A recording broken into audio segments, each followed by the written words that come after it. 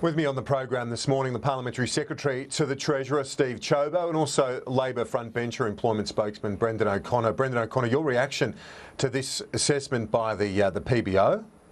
It's pretty clear, isn't it? Well, Endorsement of the government's position here. I don't think so. I think Matthias Cormann's is exaggerating the claim. I mean, Mr Bowen doesn't say there's an emergency the way in which the government has been suggesting. Everyone accepts a crisis, yes, though. Everyone accepts that there is. Says that. Everyone accepts that there needs to be respond fiscally and responsibly to the situation we are in. But what we don't do, what we don't want to see, is imposing the burden on lower middle income earners.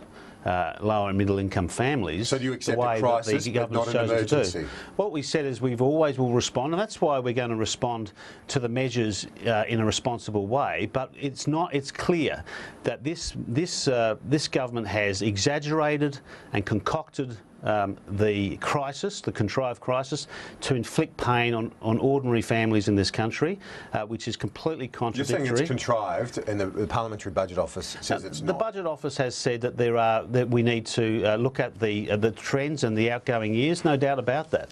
I mean, this is all about priorities in the end, Kieran. It's about what you, of course, it's about taxes and expenditure. It's about what you dedicate your resources on.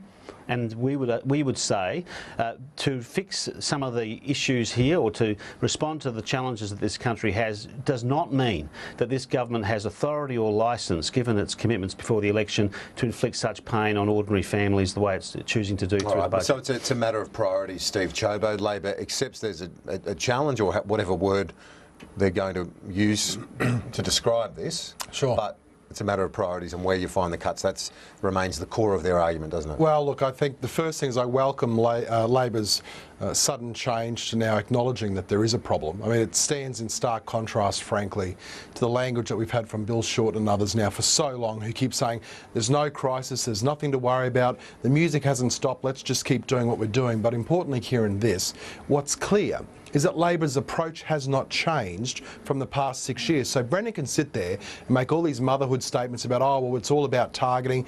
But you see, they're washing their hands of any responsibility, because in their response to the budget, they've got $38.5 billion of spending that they want to put back into the budget. And in fact, Labor's failed approach even sees them today still standing opposed to $5 billion of savings that the Labor Party itself actually initiated. But is $38 billion a correct figure, given they've said they're going to back the debt tax now? Yeah, but then they've got other changes, for example, increases in foreign aid spending that they want to roll back in. And so what we continue to see from the Labor Party is that they want tens of billions of dollars of more spending. Well, they've said they'll scrap the PPL. Well, about $20 billion. But it's fully funded. 22 billion. But the key is with the PPL, it's fully funded. Through tax. And this is the problem. Taxes. And this is the problem that Labor's got, you see, because they're trying to be too clever by half. Because ultimately, their problem is this: on one side of their mouth, they're saying, well, we're going to stand up for everybody. We're not going to accept any changes to pensions indexation. We're not going to accept any changes in a range of other areas. And on the other side of their mouth, they're saying, oh, yes, no, we think it's important to be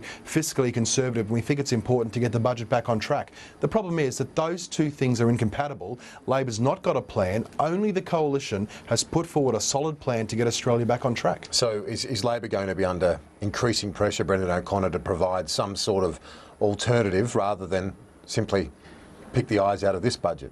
Well, we will certainly outline an alternative, but we're not the government, and we, of course, unlike the government, didn't make such commitments such as there'll be no new taxes, which the Prime Minister made before the election. But we have made savings. Let's be very clear here. We were introducing savings that were blocked by the coalition. Now you're blocking, increasing the private health rebate, blocking your own savings, reducing, basically, changing the private health rebate to ensure that we made savings, finding savings for the higher superannuants in terms of removing some of the concessions on some of the tax breaks for the highest superannuants in this country. I mean, these are significant savings, and of course the paid parental leave. I want to look at the issue of government advertising, because the government is going to start an information campaign that's obviously struggling with its broader budget sell. Matthias Cormann was asked about this issue this morning and the prospect of government ads.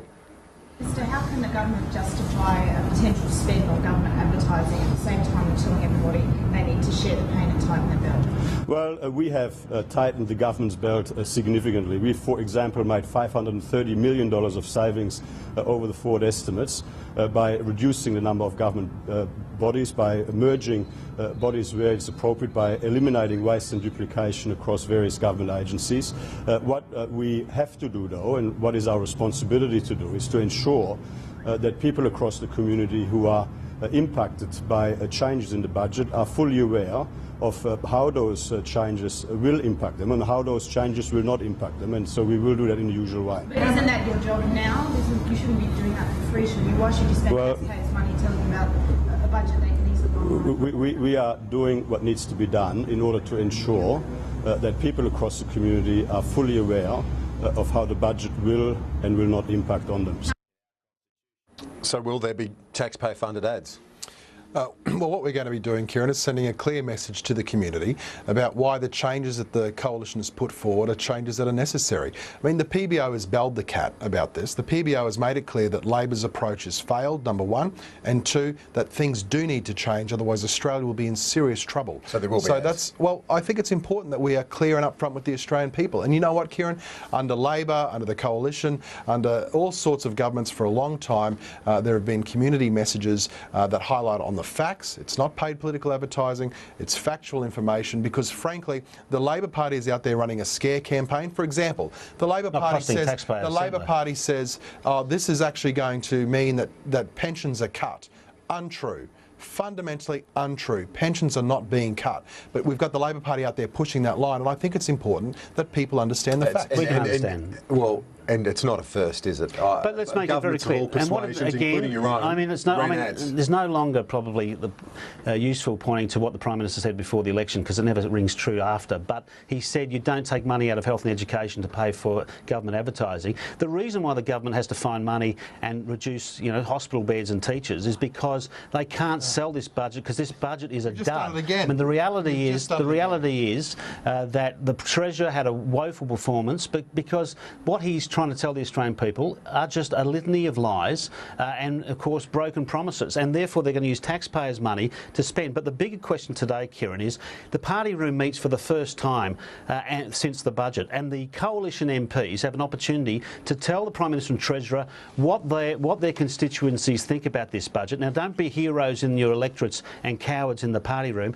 It's incumbent upon them to tell the Prime Minister and Treasurer that this budget is a woeful budget, a budget full of lies and indeed broken promises. Well, the Labor Party has helpfully handed out a transcript of the Prime Minister when he was opposition leader, Tony Abbott, member for Warringah, and we've got the quote, and this is what Brendan just referred to, as I say, delivered to us this morning helpfully by the Labor Party, just on the subject of the government's advertising campaign. What we've got at the moment is a government which is taking money off schools and hospitals so it can spend it on ads, and this is absolutely the wrong way to go.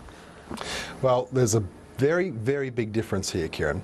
The first is that we're increasing funding to schools and to hospitals. We're not. No, it's not nonsense. It's a fact. And see, this is exactly underscores the reason why we need to have an information campaign, because Brendan just turned around and made a completely false claim that we were reducing the number of hospital beds and that we were cutting the number of teachers.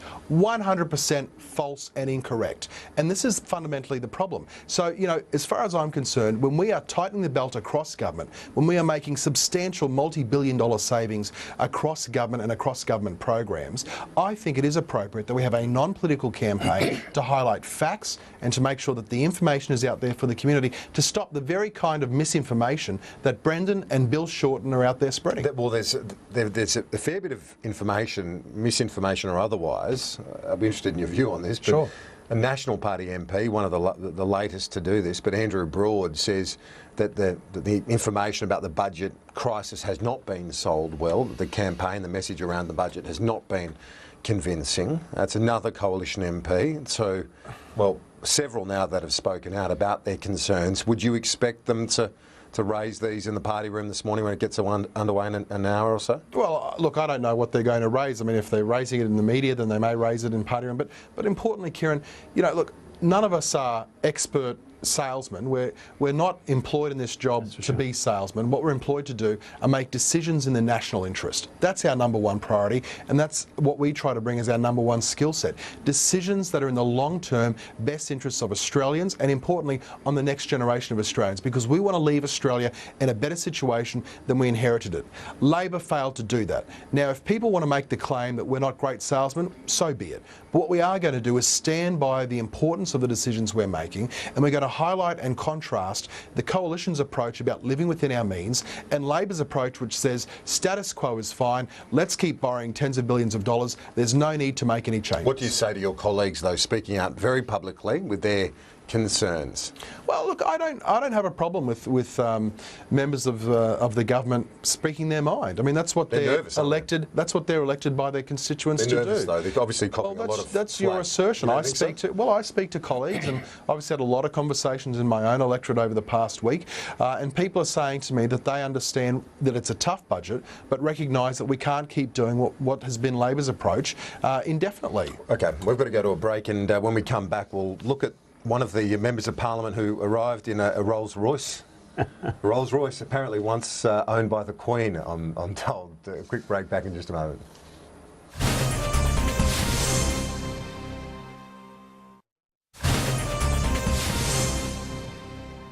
This is AM Agenda. With me this morning, Brendan O'Connor and Steve Ciobo. I mentioned it before the break. I don't think we've got a picture of it yet, but if we do get it, I'll show you. But Clive Palmer arriving in a Rolls-Royce this morning, and your advice is that it was owned by the Queen. I mean, in a time of austerity, as people are saying, in a tough budget. What do you make of that arrival this morning? Well, I was giving the doorstop at the time of his arrival, which was distracted, I guess, the media. Well, Clive's Clive, and he's a big individual. If it's his roles, good luck to him. And if he wants to present that way, of course, that's entirely up to him. But he has an important job, by the way, particularly after June with the new Senate. And I'm sure we'll engage with Clive like we'll engage with other members of the House of Reps and the Senate in order to defend the Australian people from this nasty budget. It was quite a grand entrance, but does it really matter given, we all know he's worth a lot, whether it's $1 billion or more or less? Well, frankly, I couldn't care what car he drives, but I do think what matters is that he applies himself to actually making some decisions in his role as party leader of PUP and someone who's got a number of senators as part of his party. Ultimately, of course, the message is straightforward. We've got a plan to get Australia back on track. Labor doesn't. We would like the Palmer Party, the same as we'd like the Labor Party and the Greens, to respect the necessary changes that we're trying to make and ultimately to allow the government to make decisions in the national interest. Let's get a bit more indication from what Labor's going to do on the family payments. This morning, Jenny Macklin has said something in terms of means testing, but not going as far as supporting a freeze. What is Labor's view on the family payments? Well, and that goes back to what Chris Bowen and Bill Shorten and others have said, that we will look at the measures, but Jenny Macklin made clear that we won't be supporting the freeze that was, I think, in a story this morning on the family tax benefit, in the way in which that... But you will support means testing? We will look at, like we did in government, which, by the way, when we made those changes to save, we got howled down by the opposition about starting a class warfare. What we'll do is look at the measures and see, and then consider our response in a methodical and considered way. That's what the Australian people expect of us. But there are some things that we will never support. The co-payment, that is the doctor tax, the petrol tax, there are some things that we will not support. Petrol tax? You supported a carbon price. This is like a carbon price, isn't it? Well, first, the way in which this is an ambush by the government on all motor. Well, let me just say, I think if it was clear that we were moving to a fixed price on carbon, I think if you want to start measuring what was said unequivocally and what was said between two leaders, I think Tony Abbott looks pretty exposed as a deceitful leader. I just don't see how the Greens and Labor can't support it. This is going to be a huge imposition. I'll tell you now, the constituents in my electorate, this tax on their petrol is going to be hit them very hard. I mean, they're struggling as it is, and every time they go to the bowels, as I said the other day, if you get petrol on your way to the doctor, you get taxed twice under this budget, and that's just unreasonable. I want to ask Steve Ciobo about a report in The Guardian this morning. Young unemployed could be denied welfare for longer than 6 months. This report suggesting that with penalties it could be 8 months. If people don't make the right efforts to find jobs under this scheme. 8 months without any money will be tough. It might surprise you to know I'm not a regular reader of The Guardian, Kieran, so I haven't seen the yarn. So but is that true? I'm not sure. Well, I'm not sure what they're saying. We've made it clear that we expect young people will earn or learn. We're providing maximum opportunity for younger Australians, that is those under 30, to improve their human capital, that is to invest in themselves in terms of their own education, or alternatively to be out there getting a job. If they miss appointments, is it fair that they should be bumped out from 6 to 8 months? How do people survive if they don't have a supportive family or income? The way that people younger Australians should be doing is they should be if they're genuinely unemployed looking for a job, they should take jobs that are available. We're going to make money available to them to relocate if they need to relocate, up to thousands of dollars to relocate to somewhere where there is a job. And if they're not doing that, then we expect them to be learning. We expect them to be enrolled in a course, doing an apprenticeship, doing a diploma, doing a degree, whatever it might be. So our expectations that they actually make an effort, because you know what isn't fair? What isn't fair is for them to expect other Australian taxpayers to keep paying their taxes in order to prop them up. And Brendan O'Connor, that's an argument that has a lot of support in the electorate, that final point. And if there is that support of training and relocation, that means that the young one, if they're in this position, has to be proactive about trying to find Labor supports the principle of earning or learning. However, there are at this point more job seekers than jobs, and because of the cuts to training and apprenticeships of $1 billion, there are fewer places needed out there. So if you can't get a place and if you can't get a job, you should not be taken off any benefit at all for 6 months. Even if you're looking for jobs each and every day, for 6 months you receive absolutely nothing. You'll just see more homelessness, more people falling into poverty, less chance of getting jobs, ruining their future. I think that people must look for work, and they should be suspended if they don't. But this is a very cruel measure. Doesn't matter what you do. It doesn't matter how legitimately you're looking for work, you'll get no support at all. Right. I think that's harsh. I want to ask you finally, both of you, on the Manus Island report. Labor says it's the government that dropped the ball, but the arrangements under which this tragic incident took place were set up by Labor. Now, isn't it a bit rich for Richard Marles and Labor to be out there saying that Scott Morrison dropped the ball? Oh, look, I haven't read the report, only came out yesterday. Clearly it's comprehensive. I know the Minister Morrison had a very long press conference yesterday, but this report's there for people to read. It's been independently commissioned. There are issues about not anticipating the response when there was information about the riot about to occur. I'll leave Richard Marles to answer the questions in more data. He's read the report, and of course he's speaking at the press club today, and it's really for him, I think, to respond in more comprehensively, given I'm not across the report. Yeah, okay, Steve Ciobo, finally on this, it's an Australian facility.